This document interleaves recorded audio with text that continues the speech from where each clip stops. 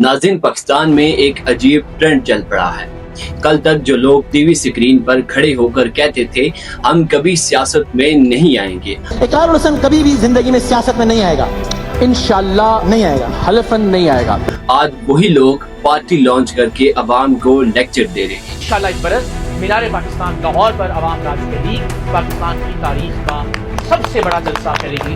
और आज बात होगी एक ऐसे ही नाम इकरारुल हसन की। इकरारुल हसन वो शख्स जो खुद को सच का चैंपियन दिखाता था, आज उसके कुछ फैसले बहुत से सवाल खड़े कर रहे हैं। इकरारुल हसन एक ऐसा नाम जिसे कभी लोग इज्जत, हिम्मत और सच की आवाज समझते थे, आज उसके खिलाफ खड़े हो गए हैं।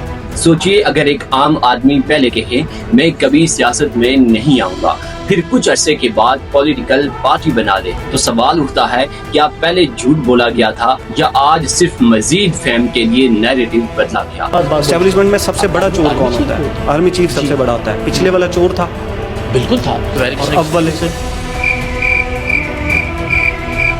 और अगर कोई शख्स करोड़ों लोगों के फेवरेट लीडर्स के सपोर्टर को जाहिल कहे, तो फिर वो सिर्फ एक ग्रुप को नहीं, आधे पाकिस्तान को टारगेट कर रहा होता है। एयरपोर्ट वाला वाकया उठाकर देख लें, फिर बाद में स्टेटमेंट बदल दी गई, मैं नहीं चाहता था, उसको जॉब से नहीं निकालना चाहिए। इसकी नौकरी ना जाए, इसके लिए हम ये करेंगे कि हमारी तरफ से कोई वीडियो या कोई चीज सामने ना आए। FIA की नौकरी और वो नौकरी के लिए एफर्ट, पूरा आपका करियर है। इकरार साहब, आपकी स्टेटमेंट बड़ी जल्दी बदल जाती है। इकरार साहब, आप तो अवाम के हकूक की बात करने चले थे। इस मुल्क के अंदर 78 साल में हम एक मिडिल क्लास वज़ीर आज़म नहीं बना सकते। नौजवान को आगे लेकर आना चाह रहे थे, आप तो अभी भी बड़े बड़े दावे कर रहे हैं, लेकिन अवाम पर हर तरफ से बोझ डाला जा रहा है। महंगाई ने रिकॉर्ड्स तोड़ दिए, पाकिस्तान सबसे ज्यादा महंगा ऑयल सेल करने वाला पहला मुल्क बन गया। गरीब जिसको 2 टाइम का खाना मिलता था वो मिलना बंद हो गया, मगर आपकी तरफ से कोई ट्वीट नहीं आया। इकरार भाई, आपकी कोई सरेआम जैसी वीडियो नहीं आई कि ये गवर्नमेंट अपनी आवाम के साथ जुल्म कर रही है।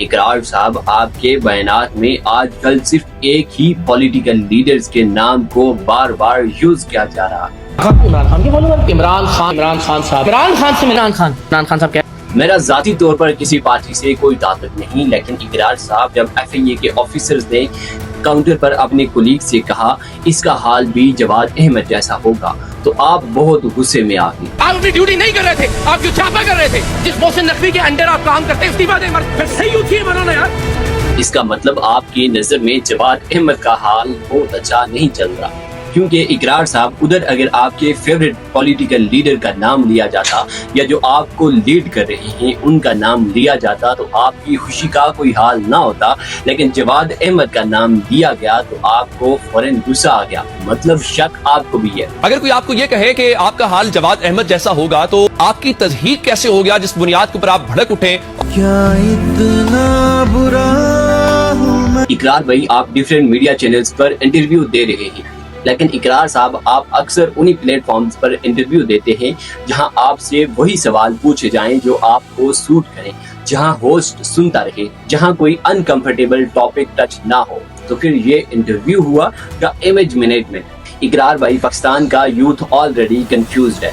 एक तरफ बेरोजगारी, एक तरफ महंगाई, एक तरफ होपलेसनेस, और जब यूथ किसी एजुकेटेड पब्लिक फिगर को देखता है तो वो उससे डायरेक्शन लेता है। आपने वर्ड इस्तेमाल किया युद्ध छापा कर रहे थे।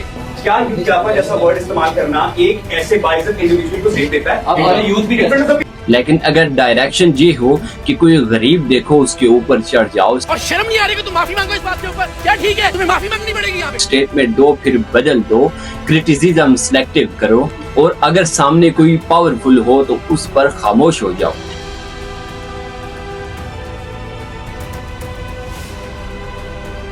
तो फिर यूथ को क्या सीखने को मिलेगा?